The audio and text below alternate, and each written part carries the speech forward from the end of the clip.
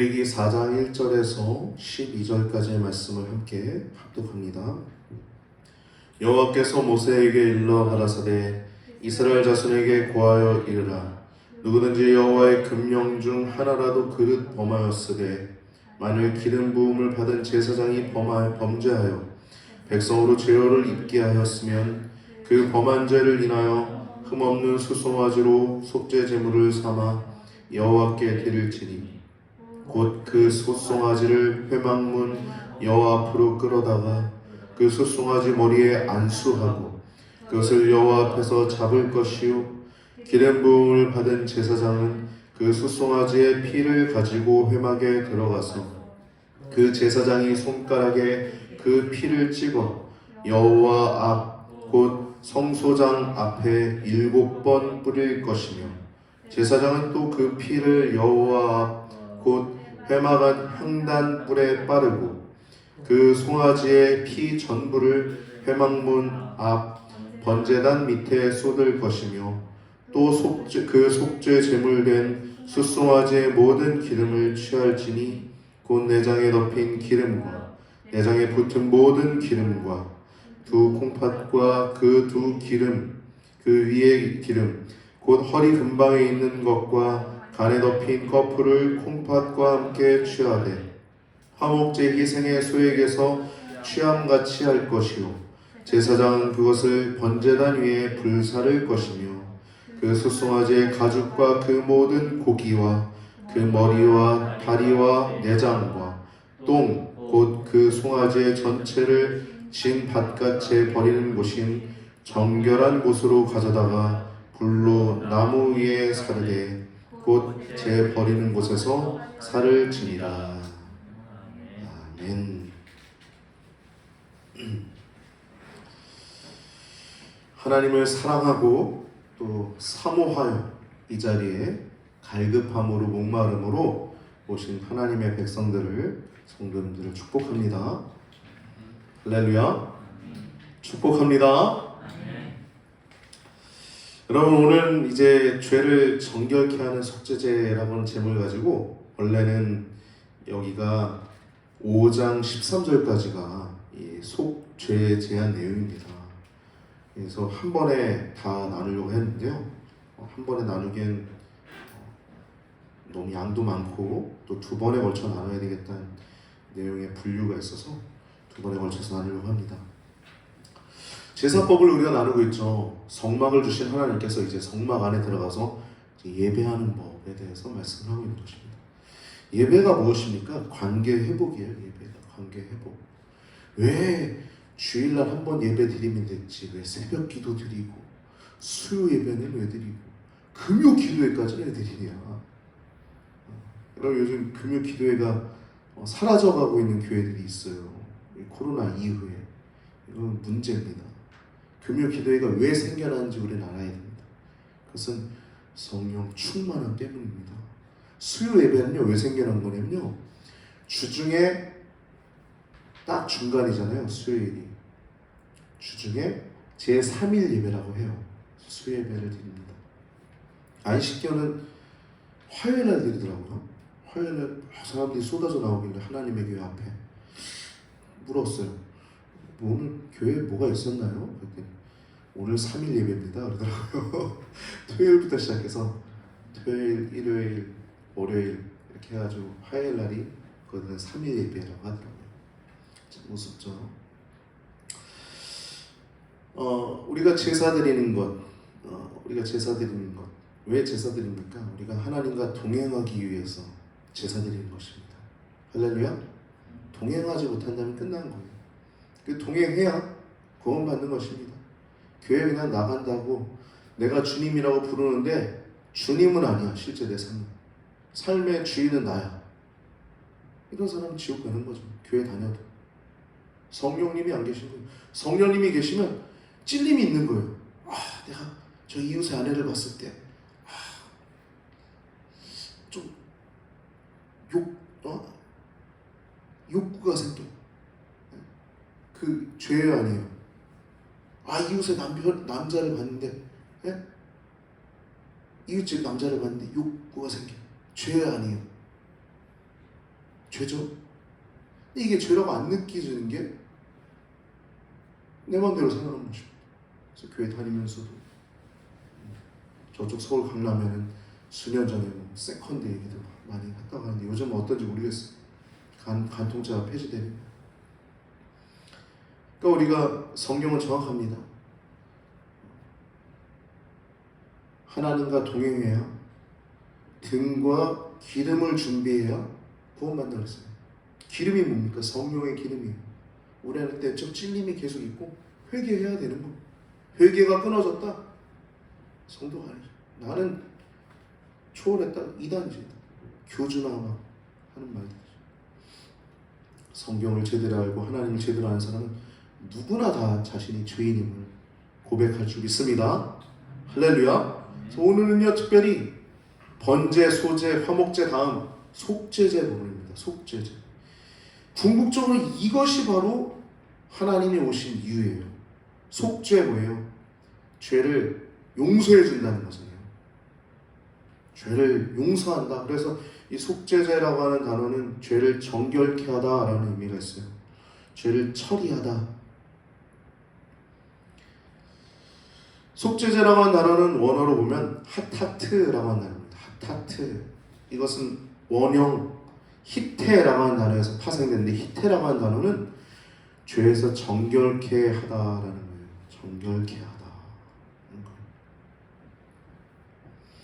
우리 아까 불렀던 찬송가 198장, 새 찬송가 264장 정결하게 하는 셈이라고 하는 찬양을 우리가 부르는데 이 찬양은 궁극적으로 예수님이 오신 이유에 대해서 정확하게 알려주죠. 속죄제는 정결제입니다. 정결제. 깨끗하게 하는 거예요. 죄가 씻어야 되는 거예요. 여러분, 죄는 어떤 것으로도 씻을 수 없습니다. 죄는 특징이 있어요. 씻을 수가 없다는 거예요. 뭐 선행으로 뭐 내가 착한 일을 했어요.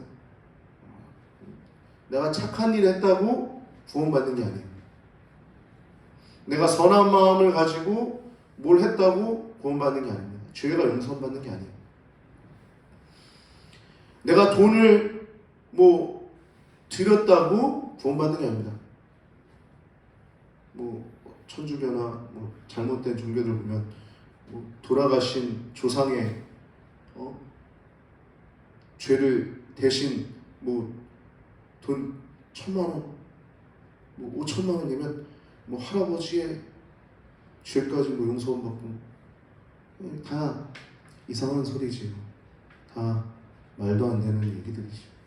다 돈으로 우리가 교회 와서 예배드리고 헌금 드리지 않습니까?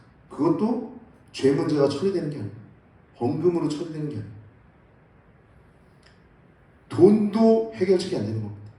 돈은 사람 사이에서 거래되는 것이죠. 속건제가 그래요. 속건제가 속죄제의 의미에다가 보상의 의미가 더 추가되는 거거든요. 그래서 보상의 의미로 일부 재물이나 어떤 물건에 5분의 1을 더해서 주잖아요. 이게 바로 속건제입니다. 그리고 돈으로도 안 되고 업적이나 명예로도 안 되는 거예요. 뭘로 됩니까? 오직 예수 그리스도의 보혈의 피로만이. 그래서 보배 피라고 합니다. 보배 피를 흘리니 죄인 받으소서.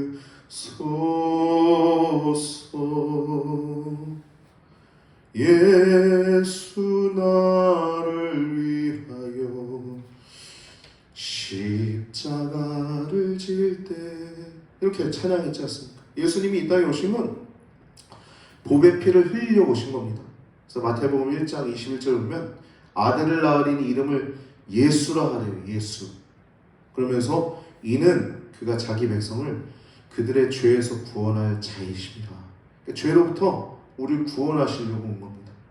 여러분 뭐 돈 좀 더 잘 벌어가지고 좀 더 나은 아파트, 좀 더 나은 차, 좀 더 나은 뭐 어떤 명예 업적 그런 거 위해서 예수님 절대 오시지 않았습니다.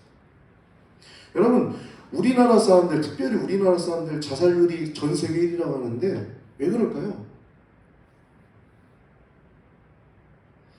바른 행복에 관한 기준이 제대로 정립되어 있지 않기 때문이에요. 세상 사람들 여러분 보면 행복해 보이는 사람들이 있고 편안하게 평온한 사람들이 있고 뭘 해도 불만족하고 뭘 해도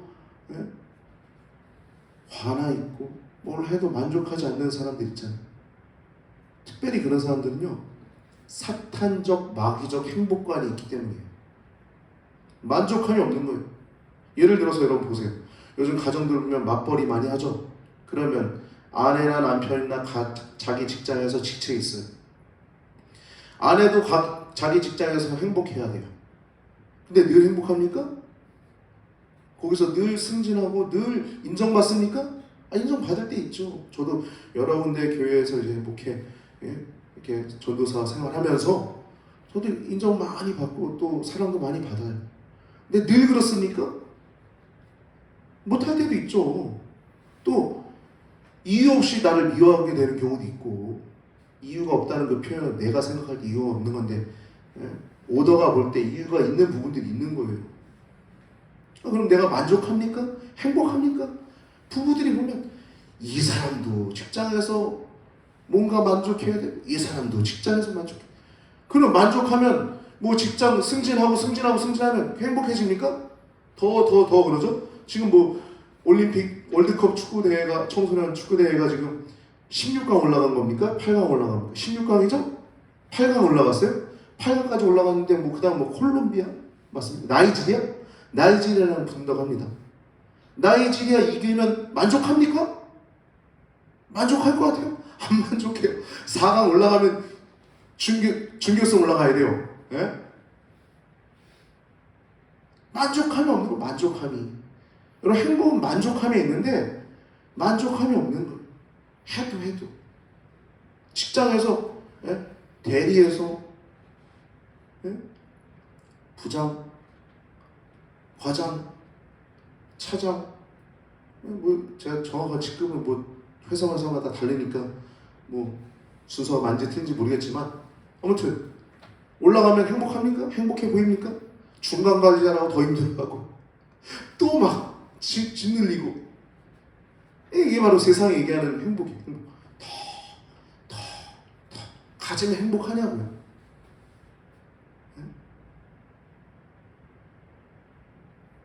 성경은 그럼 행복을 뭐라고 합니까? 여러분 이미 행복한 자들이에요. 할렐루야. 죄에서 자유를 얻은 자. 그래서 광명을 얻었네. 어둠 가운데 있던 저희들이 빛 가운데 들어간 것 자체가 행복입니다. 할렐루야. 할렐루야. 여러분 그 행복을 놓지 마세요.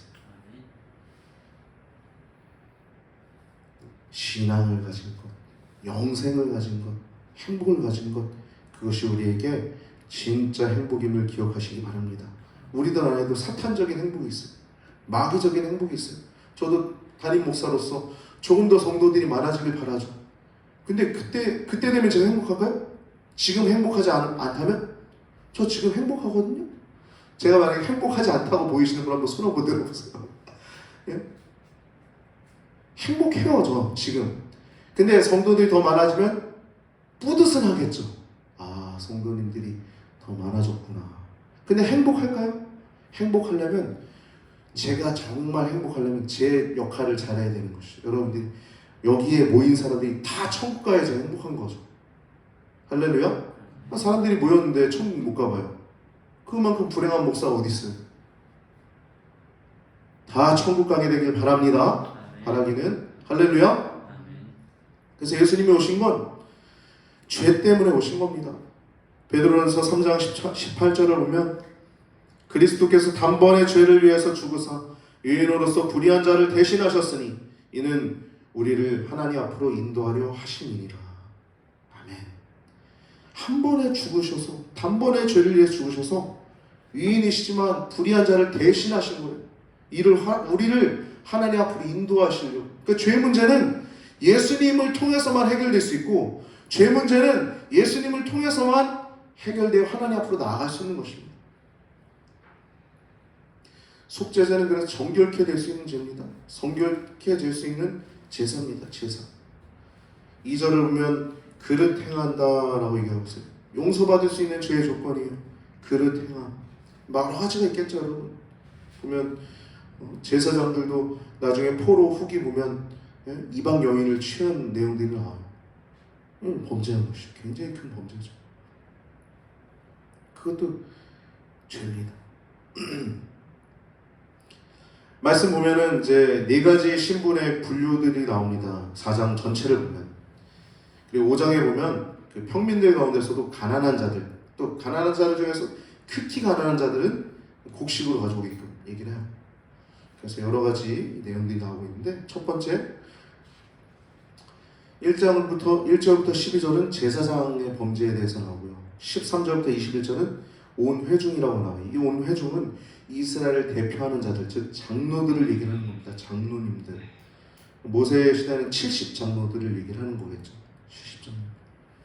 22절부터 26절은 족장에 대한 얘기. 부족의 족장.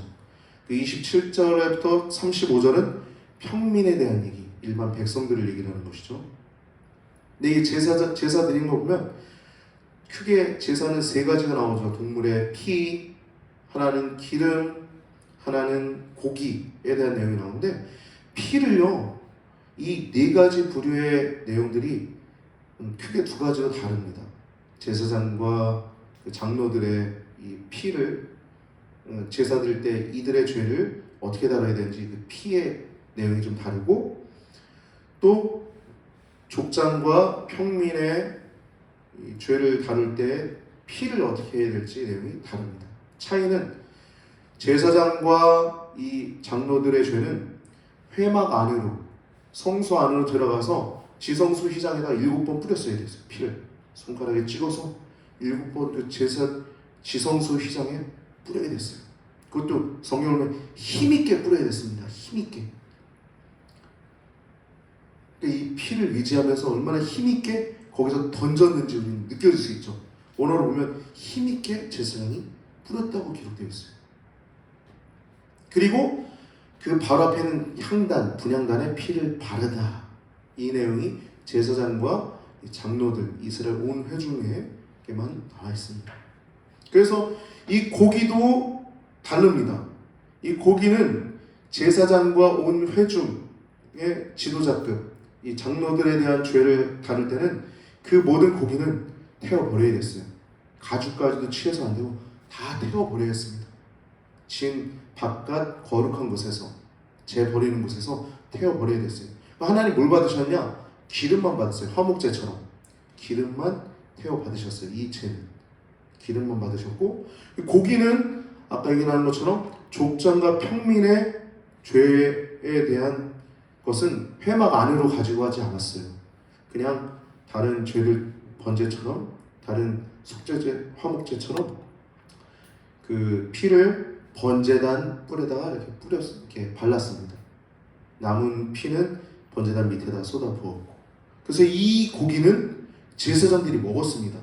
이 고기는, 즉 제사장과 장로들의 죄를 속죄한 고기는 먹을 수가 없었고, 평민과 족장의 죄를 속한 이 고기는 먹을 수가 있었어요. 제사장들이. 그러니까 이 얼마나 이것이 차이가 있는지 우리는 알 수 있죠. 제사장의 죄는요, 문제가 있습니다. 왜냐하면 제사장 자체가 문제가 생기면 하나님께 나아가는 통로가 막히기 때문이에요. 여러분, 그래서 여러분 특별히 목회자들을 위해서 기도 많이 해주셔야 됩니다. 사단은요, 목회자 하나 무너뜨리려고 온 노력을 다합니다. 목회자 하나 무너지면 교회가 무너지기 때문이에요. 영적으로 목회자가 든든히 설 수 있도록 기도의 후원을 많이 해주시기 바랍니다. 그래서 제사장이 범죄하게 되면 모든 하나님의 백성들이 부정케 되는 결과를 가져오게 됩니다. 하나님께 나아가는 통로를 잃어버리게 되는 거예요.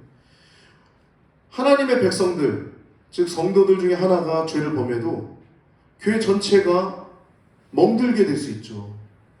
우리도 그렇지 않습니까? 연예인 중에 누가 교회 다닌다고 하는데 누가 범죄하면 교회가, 혹은 뭐 정치인이나 누구나 범죄하면 얼마나 교회가 멍이 듭니까? 근데 하물며 교회 지도자의 죄는 얼마나 교회에 큰 영향을 주겠습니까? 그러니까 목회자들 위해서 기도를 많이 해주셔야 됩니다. 할렐루야. 기도만 하세요. 뒤에서 가십하지 마시고. 그건요 죄입니다. 그건 자녀들에게도 영향이 가요. 잘못된 겁니다. 기도만 해주세요. 제사장과 온 회중의 장로들이 이렇게 중요했습니다. 아까 얘기 나왔던 것처럼 성소 안으로 그 피를 가져가 지성소 휘장에 7번을 힘있게 7번을 풀렸는데 7번은 7이라는 숫자는 완전수입니다. 하나님 용서해 주십시오. 7번을 뿌리는 거예요. 힘있게. 그리고 그 분향단 뿔에다가 그 피를 바르고 그 남은 피는 밖에 번제단 밑에다가 쏟아버립니다. 이렇게 우리가 말씀을 나눴는데 이것은 먹을 수 없다는 내용이 6장 30절에 이후에 나오고 있어요. 속죄제 보충기례에 그 피를 회막에 들어가 성소에서 속죄하게 한 속죄제 피라고 하잖아요. 회막에 그 피를 가지고 들어가 성소에서 속죄하게 한 속죄제의 제물의 고기는 먹지 못할지니 불사를 지니라 라고 말씀하고 있습니다. 반면에 족장의 죄와 평민의 죄를 속한 그 고기는 먹을 수 있었습니다. 그 앞에 6장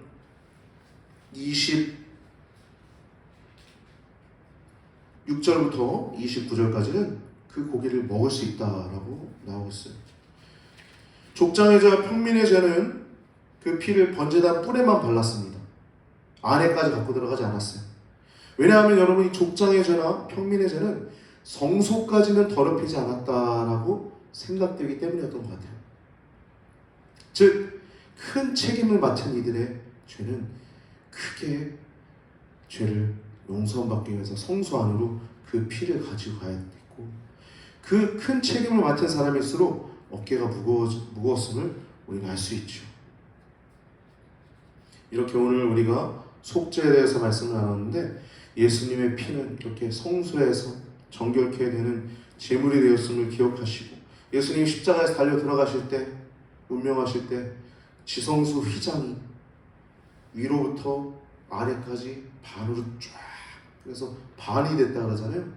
갈라졌다는 것처럼 우리가 오직 예수 그리스도의 보혈의 피로만, 이제는 양이나 염소나 송아지의 피가 아니라 오직 예수 그리스도의 피로만 우리가 속죄될 수 있음을 기억하시고 복음과 함께 고난을 받을 수 있는 여러분과 제가 되길 바랍니다. 사도 바울은 디모데에게 이렇게 얘기합니다. 디모데후서 1장 8절에 그러므로 너는 내가 우리 주를 증언함과 또한 주를 위하여 갇힌 자 된 나를 부끄러워하지 말고 오직 하나님의 능력을 따라 복음과 함께 고난을 받으라고 말씀하고 있습니다. 여러분, 복음을 위해서 고난을 받고 있습니까? 여러분, 복음 때문에 어떠한 불편함이 있습니까? 할렐루야? 여러분, 그것은요, 고난 없는 면류관은 없어요. No pain, no crown이라는 단어가 있잖아요. 고난 없이 면류관 없다. 여러분, 달리기 하는 자가 면류관을 받기 위해서 열심히 달려가야 면류관을 받는 것처럼 복음을 위해서, 여러분을 살리신 그 복음을 위해서 고난받기를 두려워하지 아니하고 오히려 당당하게 복음을 위해서 고난을 받는 여러분과 저의 삶이 되길 바랍니다.